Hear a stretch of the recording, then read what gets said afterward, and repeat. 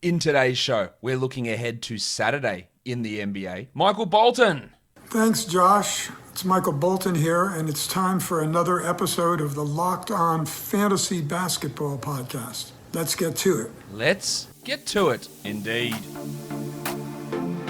You are Locked On Fantasy Basketball, your daily fantasy basketball podcast, part of the Locked On Podcast Network.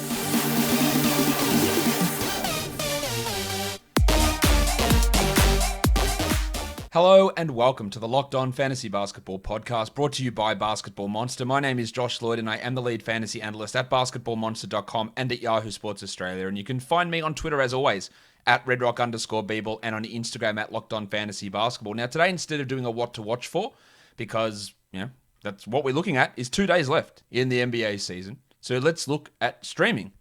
We're going to do a streaming show today. We're going to do a streaming show tomorrow. And that's it for the season. The regular season is done. So let's look at how we're going to look at Yahoo points leagues for Saturday, ESPN points leagues for Saturday, and then your standard 8 categories for category leagues. Let's talk about that now. Let's go with the Yahoo points leagues. Remember, there's just a bunch of blokes who are out. The Spurs are resting a bunch of players tomorrow. The Spurs and the Celtics, the only two teams at the time we're recording this who have locked in their seeding. Spurs are locked in at 10, the Celtics are locked in at 7. No reason for those guys to play any of their minutes. The Bulls are also out of contention. They cannot make the play-in anymore, so there is a chance that they'll be resting guys. But there are plenty of teams who are just going to be... I wouldn't be surprised to see the Bucks sit guys against Miami. Give up the chance of getting the 2 seed so that it makes sure that they don't play Miami in the first round. Because the odds of them getting the 2 seed is low anyway. So there is going to be some interesting stuff going on. But let's look at Yahoo points. For the Spurs, we'll talk about them because there's a couple of guys on that list. DeMar DeRozan is out. Jakob Poeltl is out resting. So Drew Eubanks is going to be a great option for us. I think he's a really... Now, it could be Gorgie Jeng there as well, but someone's going to have to get those center minutes. The Pacers will be without Malcolm Brogdon again. Domantas Sabonis is questionable. Aaron Holiday is questionable. Jeremy Lamb is out. Sumner will be out. So Brissett is going to have a big role, and it could get even bigger if Sabonis is out. Naz Reid playing some minutes next to Karl Anthony Towns. He started the second half of the last game for the Wolves, so maybe there's an opportunity for him. Keldon Johnson, much like Drew Eubanks, extra opportunity for him without DeRozan, without Poeltl. And then Nick Claxton. The Spurs are going to be running, not the Spurs, the Nets are going to be running basically their full rotation. Claxton, we saw how well he played next to James Harden, 20 plus minutes, really good production. I think they'll look to utilize him quite a bit in this game to get that chemistry sort of developing with Kyrie, Durant, and Harden all playing on Saturday for the Brooklyn Nets. If you go to ESPN points leagues, some very similar names. Eubanks, Brissett, Reed, Claxton. You can throw Gorgie Jeng in there as well. But the name that still remains ridiculously lowly rostered in ESPN is Nerlens Noel, under 20% rostered. The Knicks still do have something to play for because the 4, 5, 6 seeding is still up for grabs in the East between them, the Hawks, and the Heat. So there is that they want to push into the 4-5 as much as possible. So, and Tom Thibodeau is not going to go easy on blokes. So Noel should be rostered for sure and should be absolutely streamed in if you've got that opportunity for Saturday. Let's look at category leagues now and guys that we can stream for each category. Dougie McDermott in Indiana doesn't do much else, but he can score and opportunities are going to be there and they might be raised if we do have Sabonis out. We've got a couple of Spurs, Lonnie Walker and Patty Mills. I do not expect Mills. For example, if you're adding these guys like Mills, even if you've got your DeJounte Murrays or guys like that, Rudy Gay, I don't expect them to play on Sunday. The Spurs have a back-to-back against the Suns and there's no reason for them to play. So I think they'll sit that game. But Lonnie Walker, Patty Mills for points streaming absolutely has value. Naz Reid is usually a pretty high usage player. And then Alec Burks for the Knicks. Now, we don't know whether Derrick Rose is going to be available to play, but Alec Burks, we saw what he did in his first game back, and there's a big opportunity once more for him to put up some decent scoring numbers. For threes, Mills is in that range again. Justin Holiday, who, again, if we have all these players out, which I assume that we do, or Sumner and Brogdon we know are out, and if his brother is out, Holiday's going to get good minutes, and his production has been up the last 2 games. Jay Crowder, available in over 50% of leagues. So he is an option. Lonnie Walker. And then the Celtics, as I said, they're locked into their spot. Now, apparently they are going to be playing Jason Tatum. I don't know why. But Kemba Walker will be out. Jaylen Brown's out. Marcus Smart is out. So Peyton Pritchard has an opportunity, even if he doesn't start, to play 20-plus minutes. So the Celtics are actually missing a bunch of blokes. I talked about Kemba already, but I don't think they have any centers playing. Rob Williams and Tristan Thompson are both out.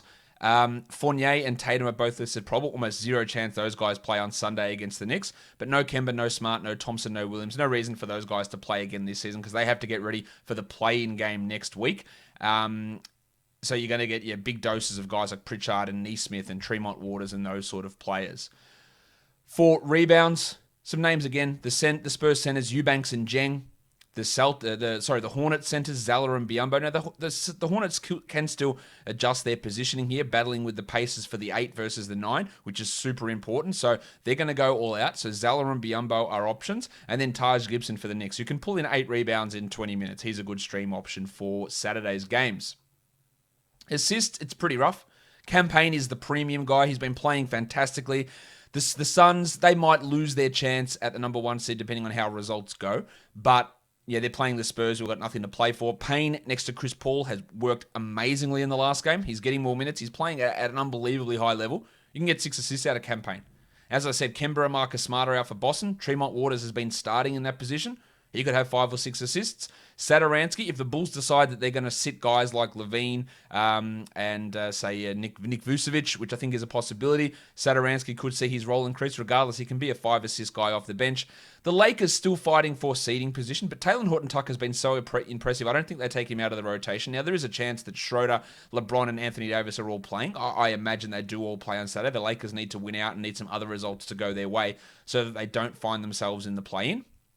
But if all those guys return, including Caruso, it is going to be harder for Horton-Tucker, but he can still get 3 or 4. This is just how hard the assist category is to stream. And then Jordan McLaughlin's been getting about 12 to 15 minutes a night for the Wolves, with Rubio and Russell starting. McLaughlin's in the rotation at the expense of Josh Okogie. For steals, Justin Holiday, Alex Caruso if he does play, Tremont Waters we mentioned already, Jared Vanderbilt's been starting over Jaden McDaniels in Minnesota, although last game they did start Naz Reid in the second half, but regardless, Vanderbilt should get his 20 minutes and has a 2 to 3 steal upside, and then Gorgie Jeng's a pretty decent steals guy as a big man who is going to get plenty of run with Jakob Poeltl out. For blocks, there's going to be names we talked about here already, Nick Claxton, Bismack Biyombo, Drew Eubanks. We haven't talked about this bloke, the Dart, Goga Badadze. Problem with my Go-Go-Mobile. Go-Go-Mobile? No, not the Dart. Not the Dart. Not the Dart, indeed. Well, actually, it is the Dart, because if Sabonis misses, he can have 5 blocks very easily. Now, even if he doesn't, 2 blocks in backup minutes is a possibility, and Naz Reid's a pretty good shot blocker there for Minnesota. Field goal percentage, Drew Eubanks, Nick Claxton, Taj Gibson, Cody Zeller. We've talked about all those guys already. We know they can influence that category. But can I ignore Taco Fall? He could have 100% field goals. And again, the Celtics are without Robbie Williams. They're without Tristan Thompson. Both of those guys are out. So who starts at center? The Unicorn? The Cornetto? Luke Cornett? He could be a block streamer as well. Do they play Grant Williams at center? Or because nothing actually matters for the Celtics, do we get 12 minutes of Taco Fall? Probably. Taco probably plays a decent role. Or at least enough minutes to influence the field goal percentage category. He can be a block streamer too. Free throw percentage, Alec Burks, Pat Mills, Emmanuel Quickly, even if he plays limited minutes, he might go 3 from 3 from the line.